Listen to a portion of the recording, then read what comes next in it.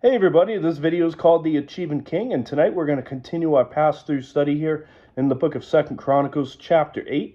But first off, I just want to apologize for being really late tonight with the video. We had a meetup tonight in our community with a veteran who's walking the four corners of the United States, and I've been following his goals and journey since he first attempted. And so he's passing through my community at this time. So we all met up for some fellowship time tonight. And if you're interested in seeing if he's going to cross through your community, I do recommend that you check out on his Facebook page. If you type in 2023 Walk USA, you should be able to find it. But tonight we're going to continue our pass-through study here, looking at the achievements of Solomon. So 2 Chronicles chapter 8, verse 1 through 6, it says, "And it came to pass at the end of 20 years, when Solomon had built the house of the Lord and his own house, that the cities of Hiram had given to Solomon. Solomon built them, and he settled the children of Israel there. And Solomon went to Hamath Zobah and seized it. He also built Tadmor in the wilderness, and all the stored cities which he built at Hamath. He built upper Beth Horon and the lower Beth Horon, fortified cities with walls and gates and bars. Also Belath and all the storage cities that Solomon had, and all the chariot cities and the cities of the cavalry, and all that Solomon desired to build in Jerusalem and Lebanon, and all the land of his dominion." So today's chapter, we're seeing where the chronicler speaks on Solomon's building projects, including the temple arrangements. And 20 years was 946 BC. This is 24 years after Solomon's reign began. And the content here follows what we looked at back in the book of 1 Kings chapter 9, verse 10 through 28. And though the cities were within the boundaries of the promised land, they had never been conquered, so Solomon went on to give them to Hiram the right to settle them. And Aaron returned to the Galilean cities because they were unacceptably poor. And Solomon apparently then improved them, and he sent the Israelites there. And Hamath Zobah was a city located in Syria, north of Damascus, that was close to Hamath to the south. And Tadmor was a city 150 miles northeast of Damascus. And Beth Horon was northwest of the capital, Jerusalem, on a strategic road that connected Jerusalem to Joppa on the coast. And Belath was a city that was originally Danite territory back in Joshua chapter 19, verse 44, 30 miles west of Jerusalem. And we see the additional fortification work undertaken during Solomon's reign. And we see that it took Solomon 7 years to build the temple, and it took 13 years to build his palace. So after he built the temple and his palace, after 20 years, Solomon's kingdom was secure. Solomon's kingdom was stable and blessed. And Solomon, he had the ambition as a builder for the new cities and storage cities and chariot cities and cavalry.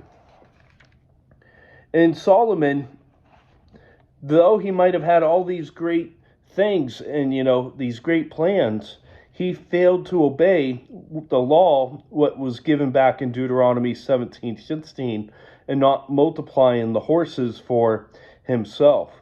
And Solomon at this time, he could have used David's psalm in Psalm 20, verse 7, that it says, "Some boast in chariots and horses, but we will boast in the name of the Lord our God."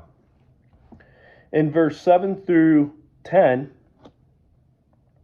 it says, "All the people who were left of the Hittites, Amorites, Perizzites, Hivites, and Jebusites, who were not all of Israel, that is, their descendants who were left in the land after them, whom the children of Israel did not destroy. From these Solomon raised forced labor, as it is to this day. But Solomon did not make the children of Israel servants for his work. Some were men of war, captains of his officers, captains of his chariots and his cavalry, and others were chiefs of the officials of King Solomon, 250 who ruled over the people. So we saw back in 1 Kings chapter 5, verse 16 through 18 of Solomon's practice of using the people of neighboring conquering nations as forced labor. And the Israelites, they used for the work of the building of the temple in Solomon's palace were not forced labor. And they were often used in the management of forced labor. In verse 11 it says, Now Solomon brought the daughter of Pharaoh up from the city of David to the house he had built for her, for he said, My wife shall not dwell in the house of David, king of Israel, because of the places which the ark of the Lord has come are holy. So when you go back to what's written in 1 Kings chapter 3, verse 1, it mentions the marriage and the fact that Solomon brought her to Jerusalem until he could build a house for her. And until that palace was built, Solomon lived in David's palace, but he did not allow her to do so because she was a heathen and because that the ark of God had been in David's house. And he knew this marriage to the pagan Egyptian was prohibited by the law back in Deuteronomy chapter 7, verse 3 through 4. And eventually, Solomon's pagan wives caused tragic consequences to come in his life that we saw back in 1 Kings chapter 11. And unlike what we see in 1 Kings and Nehemiah, in Nehemiah 13, verse 26 and 27, the chronicler, he does not comment on Solomon's international marriages. And these sad facts are already known to the targeted audience that the chronicler is seeking to reach. In verse 12 through 16 it says, Then Solomon offered burnt offerings to the Lord on the altar of the Lord, which he had built before the vestibule, according to the daily rate, offering according to the commandment of Moses for the Sabbaths, the new moons, and the 3 appointed yearly feasts, the feast of the unleavened bread, the feast of weeks, the feast of tabernacles. And according to the order of David his father, he appointed the divisions of the priests for their service, the Levites for their duties, the praise and serve of the priests, as the duty of each day is required, and the gatekeepers by their divisions at each gate. So David, the man of God, had commanded.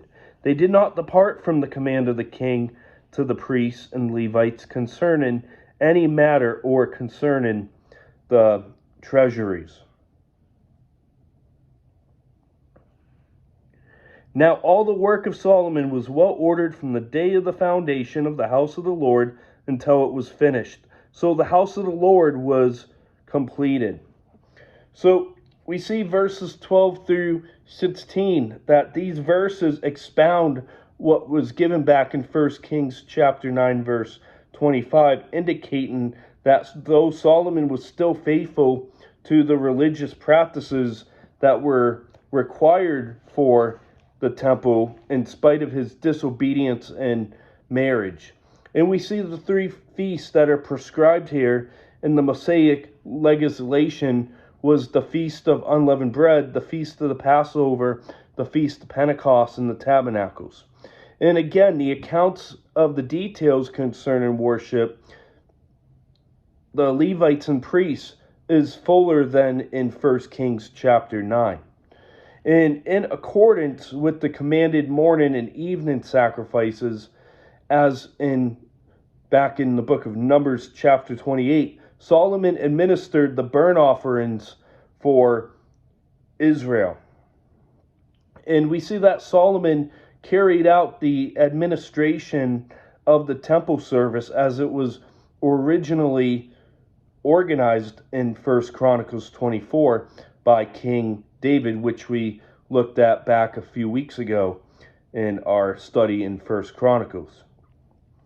In verse 16, it gives a reflection of the great wisdom that Solomon held and an answer to the prayer for help in leading the kingdom of Israel back in 1 Kings 3. And to finish up the verses in the chapter here, 17:18, it says, Then Solomon went up to Ezion-Geber and Elath on the sea coast, in the land of Edom. And Hiram sent ships by the hands of his servants and servants who knew the sea. They went with the servants of Solomon to Ophir and acquired 450 talents of gold from there and brought it to King Solomon. So verse 17 and 18, the two ports was where Solomon received ships that were located in the eastern Gulf of the Red Sea called Aqaba. And Solomon was cultivating peace and commerce, plus using Hiram sailors to teach his people how to sail.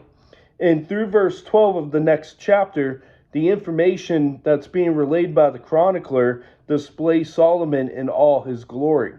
And in 1 Kings chapter 9 verse 28, it reports 420 talents, whereas in verse 18 it reports 420. And it's likely accounts for a Scrabble error in transmission. And there was approximately 17 tons of gold when said and done. And so for a quick wrap up here, the chronicler, he leads in the achievements of Solomon and his dominion. And we see that he married an Egyptian princess who was the daughter of Pharaoh. And we see the order of Solomon's administration in his sea of trading.